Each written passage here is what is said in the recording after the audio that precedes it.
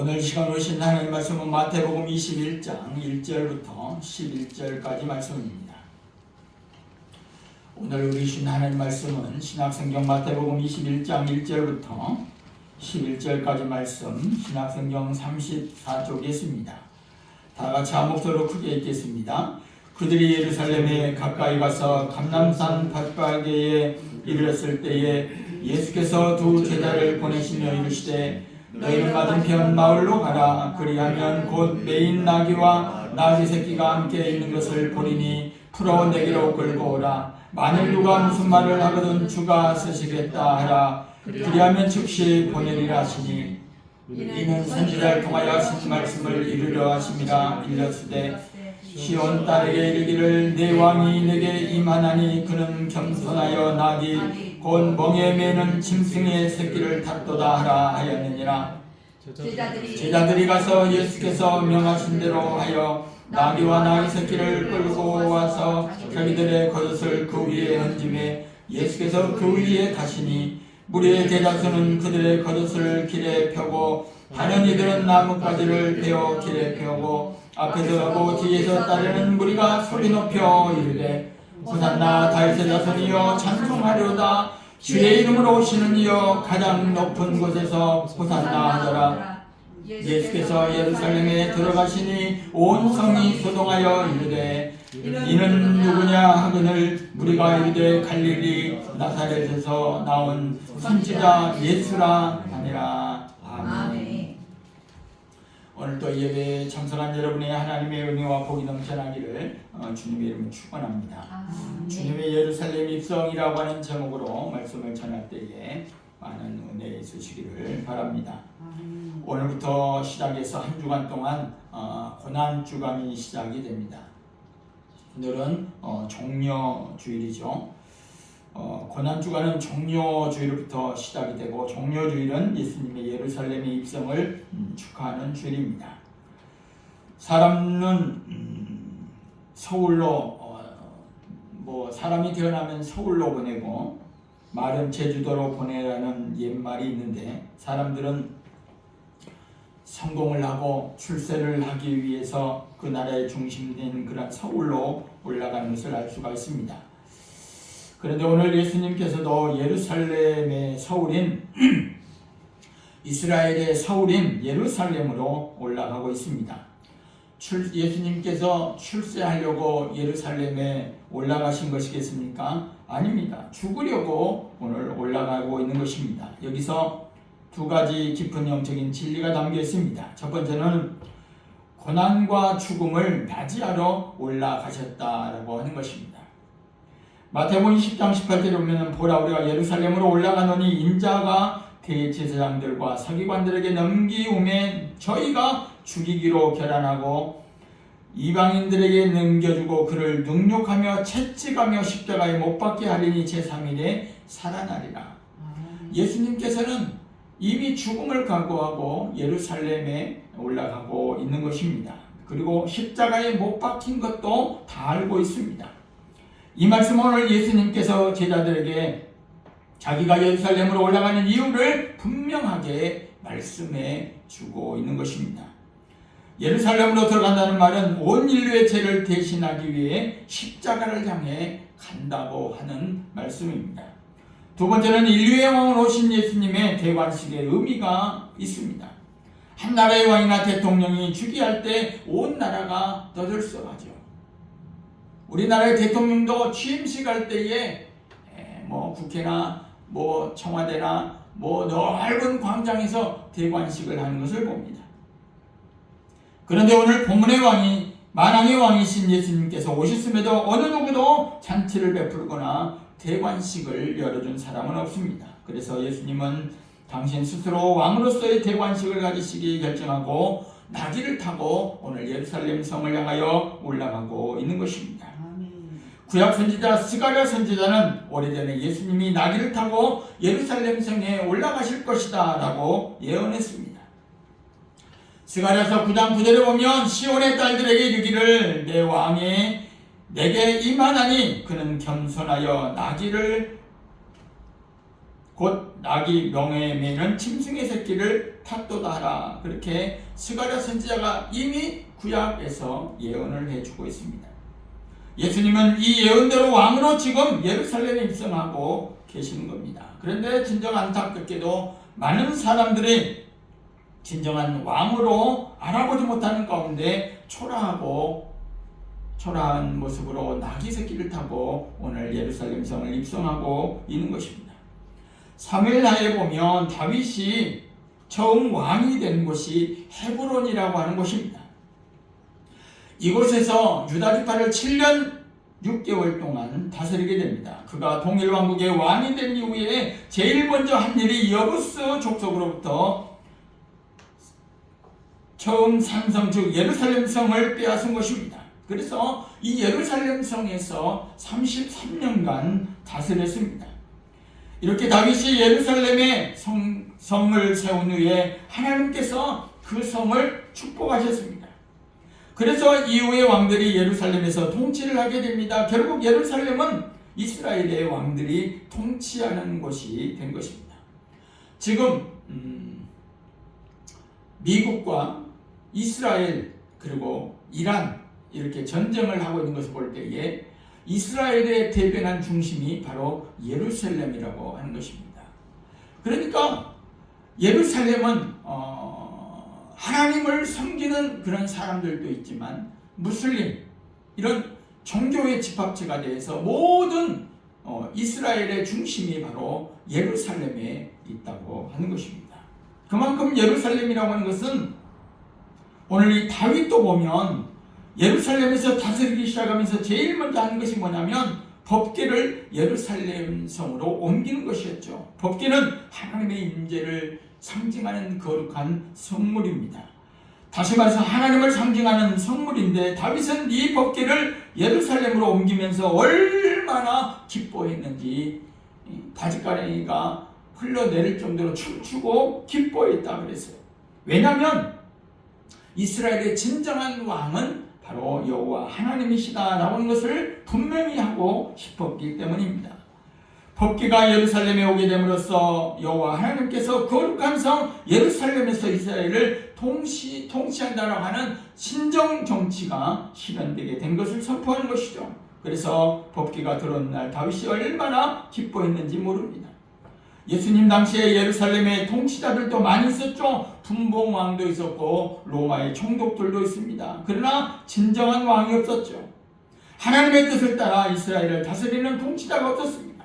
모두가 인간의 뜻만이 난무하고 인본주의가 판을 치는 모습입니다. 그래서 진정한 왕이신 예수님께서 오늘 예루살렘 성으로 입성하고 있는 것입니다. 새로운 이스라엘을 건설하기 위해 하나님의 나라를 온 땅에 선포하시고 하나님의 뜻을 실현시키기 위해 예루살렘의 왕으로 입성하고 계시는 것입니다. 오늘 우리가 본문의 말씀을 잘 읽어보면 오늘 진정한 여러분의 통치자가 누굽니까? 여러분이 하루하루 인생을 살아가면서 여러분의 마음속에 통치자가 누구인가 하는 것입니다. 오늘 주님은 우리의 마음의 통치자가 되기를 원하십니다. 아멘. 우리의 일생의 왕으로 오셔서 우리를 다스리시를 원하는 것입니다. 오늘 우리의 가정의 왕으로 오셔서 우리의 가장이 되고 싶어 하십니다. 오늘 우리의 교회의 왕으로 오셔서 교회다운 교회로 이끌고 싶어 하시는 것입니다. 아멘. 우리나라의 왕으로 오셔서 하나님의 뜻을 실현하시고 싶어 하시는 것입니다. 이제 우리가 겸손히 그분을 맞이해야 되는 것입니다. 그분을 왕으로 영접해야 됩니다. 그리고 그분의 뜻에 순종을 해야 될 줄로 믿습니다. 아멘. 세 번째, 오늘 우리가 본문을 잘 주목해야 될 것은 2절에 보면 너희 맞은편 마을로 가라. 그리로 들어가면 아직 아무 사람도 타보지 않는 나귀 새끼에 매여 있는 것을 보리니 끌고 오너라. 그 새끼 나귀를 타고 예루살렘에 올라가신 예수님의 모습입니다. 오늘 우리가 나귀를 보면 참 초라한 동물이죠. 외모도 보잘것없고 인물도 그렇게 못생길 수가 없습니다. 그런데 왕으로 입성하는 예루살렘 길에 어린 나귀를 타고 올라가신 이 예수님의 모습, 오늘 여기에 깊은 영적인 진리가 숨어 있습니다. 참된 왕의 모습이 이 어린 나귀 속에 담겨 있다고 보시죠. 나귀는 누구도 이끌 수 있고 누구라도 가까이 할 수 있는 동물입니다. 나귀는 조그만 어린이들도 노인들도 여자들도 모두 끌고 다닐 수 있는 것이 바로 나귀라고 하는 것입니다. 예수님은 왕은 왕이신데 누구나 가까이 할 수 있는, 누구나 은혜를 받을 수 있는 왕이십니다.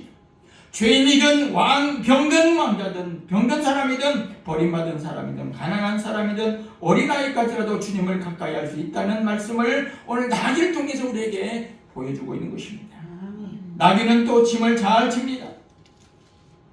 무거운 짐을 싣고 끌고 가는 인내가 한이 없는 짐승이 바로 나귀죠. 예수님은 온 인류의 무거운 짐을 짊어지고 끌고 가십니다. 오늘 우리의 죄의 짐을, 여러분의 짐을, 우리의 죄악의 짐을, 무거운 걱정과 근심의 짐을 홀로 지고 대신하여 끌고 주시는 분이 오늘 예수님이라고 하는 것을 반드시 기억할 수 있기를 바랍니다. 자살한 사람들이 왜 자살을 하느냐? 우리나라의 평균 한 달이면 거의 한 400명이 자살한다고 그래요. 400명. 정말 놀라운 통계가 아닐 수가 없죠. 그런데 주님은 말씀합니다. 수고하고 무거운 짐진 자들아 다 내게로 오라. 내가 너희를 쉬게 하리라. 주님은 우리를 쉬게 해주시는 분입니다. 우리의 죄의 짐이나 어떤 갈등이나 고민이나 이런 염려 때문에 여러분 너무 힘들게 살지 않기를 바랍니다. 우리의 모든 짐을 대신 져주는 예수님이 있다고 하는 것을 반드시 기억할 수 있기를 바랍니다. 주님은 우리의 짐을 대신하여 져주시는 분이십니다. 또한 나귀는 순종을 잘하는 동물이죠. 주인에게 주기까지 복종합니다. 그런 것에 보면 예수님은 자신의 생명을 아끼지 않냐고 하나님의 뜻에 온전히 내어놓는 것을 볼 수가 있습니다. 예수님께서 겟세마네 동산에서 기도할 때에 나의 원대로 마옵시고 아버지의 원대로 되기를 원합니다.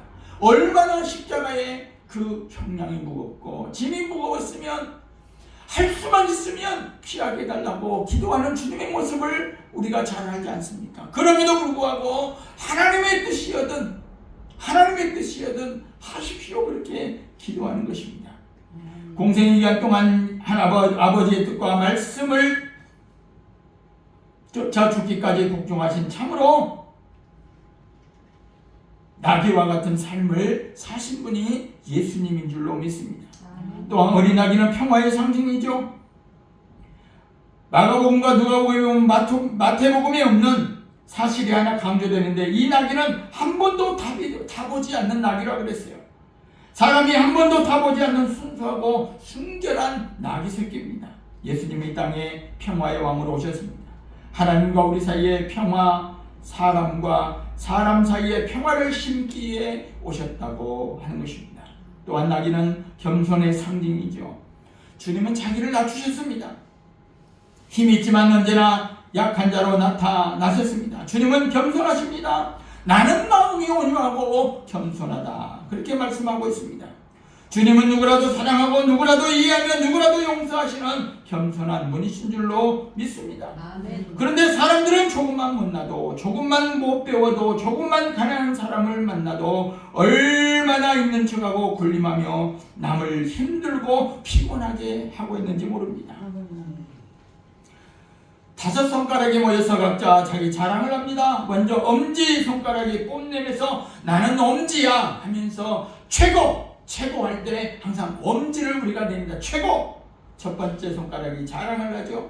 그러자 두 번째 손가락이 지지 않고 내가 없으면 아무것도 집을 수가 없어. 또 무엇을 가리킬 때 이 손가락으로 가리키잖아 하면서 이 두 번째 손가락이 뽐을 냅니다. 그러자 세 번째 가운데 손가락이 끼어듭니다. 손가락을 재봐. 내가 5개 중에서 제일로 크잖아. 크기는 제일로 커요, 가운데가. 그렇게 또 가운데 손가락이 뽐을 냅니다. 기죽기 싫은 이 네 번째 약지가 사랑을 만나면 반지는 어디에 껴? 여기에 끼잖아. 여기에 나는 사랑을 받고 있는 사람, 이 손가락이야 하면서 이 약지가 내세웁니다. 가만히 듣고 있던 마지막 손가락이 자기는 뭘 할까 고민해봅니다. 새끼손가락이 뭐라고 했겠습니까? 야! 너희들 내가 없으면 병신들이야. 내가 없으면 병신들이야. 맞는 소리잖아요. 5손가락 중에 한 손가락 없으면 그런 말을 듣잖아요. 이게 우리의 인간들의 본 모습입니다. 믿음 좋다고 하지만 늘 우리는 우리 자신을 앞자리에 올려놓기를 좋아합니다. 그러나 주님은 만왕의 왕이신데도 불구하고 겸손의 나귀의 새끼를 타고 오늘 예루살렘 성에 입성하고 계십니다. 1000년 전에 영국에 카니투라고 하는 아주 괴짜 같은 왕이 한 명 있었습니다. 그는 절대로 왕관을 쓰지 않았다고 합니다. 이유는 신하들이 자기를 지나치게 존경하고 높이는 것이 싫어서였기 때문입니다.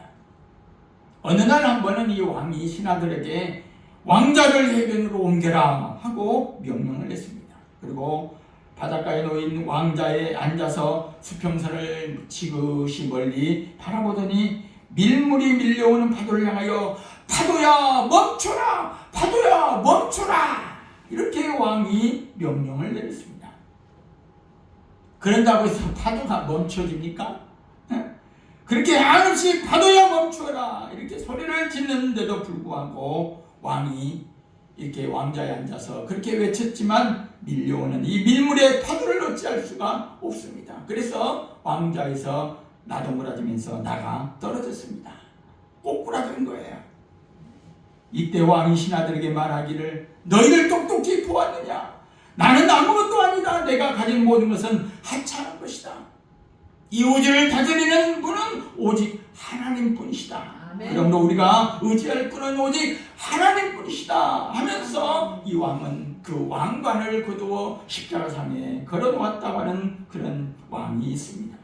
참으로 겸손한 왕이요 신앙이 좋은 왕이죠. 오늘 인류의 왕이신 하나님이신 예수 그리스도께서 수백 마리의 군마의 행렬이 아니라 나귀, 그것도 어린 나귀를 타셨습니다.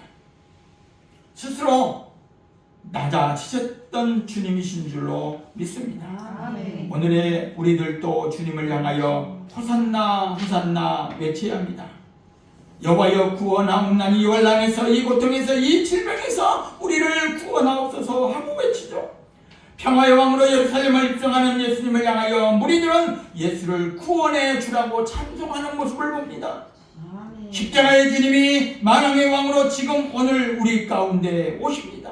아멘. 예루살렘, 하나님의 이름이 머무는 그 도시, 선지자들이 예언했던 메시아를 기다리는 수많은 사람의 발길이 모이는 그 예루살렘, 오늘 주님은 바로 그 예루살렘을 향하여 걸어 들어가고 계십니다. 한 걸음 또 한 걸음 고요하지만 분명한 결실이 느껴지는 그런 한 걸음입니다. 그날 사람들은 환호성했죠. 종려나무 가지를 흔들며 소리를 외칩니다. 호산나 주의 이름으로 오시는 이여 우리를 구원하소서, 우리를 구원하소서. 사람들은 예수님을 왕으로 맞이합니다. 아니 왕처럼 보이길 원했죠. 하지만 그날 예수님이 선택하신 모습은 그들의 기대와는 전혀 다른 모습입니다. 예수님은 나귀 새끼를 타고 오시죠. 그 누구도 위협하지 않는 힘보다는 평화를 말하는 그 걸음, 그 모습은 위험보다는 겸손이었고 지배보다는 순종이었다고 하는 것입니다. 사람들은 종려가지를 꺾어 흔들며 외칩니다. 우리를 구원하소서, 우리를 구원하소서. 그러나 그들이 바란 구원이 무엇이었는지 그들 자신도 분명히 알지 못했습니다. 어쩌면 그들은 로마의 속박에 있기 때문에 군대를 보내서 강한 왕을 기대했을지도 모릅니다. 칼과 군마가 아닌 정의의 불꽃으로 무장한 전사를 기다렸을지도 모르죠. 하지만 예수님은 침묵으로 응답합니다. 환호를 뒤로하고 십자가를 향해 나아가셨습니다. 주님이 선택하신 구원의 길은 힘으로 눌러 이기는 것이 아니라 자신을 내어주는 그런 살리는 길이었습니다. 오늘의 종료주일의 자리에 우리가 서 있는데 오늘 우리도 입술로는 호산나 호산나 그렇게 찬송하면서 우리를 구원하소서 그렇게 말은 하고 있지만 정작 우리의 마음속에 품고 있는 기대는 주님의 길과는 조금 다를 수 있다고 하는 것이죠. 오늘 여러분의 인생의 삶을 되돌아보면 편안한 삶을 원하지 않습니까? 상처받지 않는 신앙을 원하지 않습니까? 내 뜻대로 풀리는 그런 응답을 원합니다. 우리는 그런 구원을 원하며 주님을 부르고 있는지도 모릅니다. 그러나 주님은 오늘 또 나귀를 타고 조용히 그러나 꾸준하게 우리의 삶의 예루살렘 안으로 들어오고 싶어 하는 것입니다. 그분은 우리 안의 중심을 보시는 것입니다. 겉으로는 흔드는 종려 나무가지가 아니라 그 손끝에 깃든 결심을 보십니다. 호산나의 외침 너머에 숨어있는 삶의 방향을 보고 계신다 그 말입니다. 종려주일에 오늘 우리에게 묻습니다. 너는 종려가지 나무를 흔들기만 할 것이 아니면 그것을 내려놓고 주님의 길을 따르겠느냐 오늘 우리에게 묻고 있는 것입니다. 주님의 길은 환호에서 고난으로 이어지는 길입니다. 그러나 그 길이야말로 생명으로 가는 길임을 기억할 수 있기를 바랍니다. 빛난 인생이 아니라 피 흘리는 순종을 통해 이루신 구원 그 길에 우리도 발을 딛겠다고 말할 수 있겠는가 하는 것입니다. 종려 나무가지는 흔들기 위한 것이 아니라 내려놓기 위한 것임을 기억하십시오. 나의 기대를 내려놓고 내 욕망을 내려놓고 내가 원하는 방식의 구원을 내려놓고 주님의 방식의 길을 기울여야 될 줄로 믿습니다. 오늘 사순절 끝자락에 있습니다. 종려주일입니다. 우리는 마지막 결단의 문 앞에 서 있습니다. 입술로 찬송하는 신앙에서 발로 걷는 신앙으로 나가기를 축원합니다. 주님은 오늘 또 우리 안에 예루살렘으로 향해 오고 계십니다. 환호를 원하지 않습니다. 그분이 원하는 것은 오늘 우리의 결단입니다. 그러니 오늘 우리가 해야 할 일은 종려나무가지를 내려놓는 것입니다. 그리고 고요히 주님의 뒷모습을 따라가는 여러분 삶 가운데 나귀처럼 쓰임받는 그런 인생이 다 될 수 있기를 주님의 이름으로 축원합니다. 아멘. 기도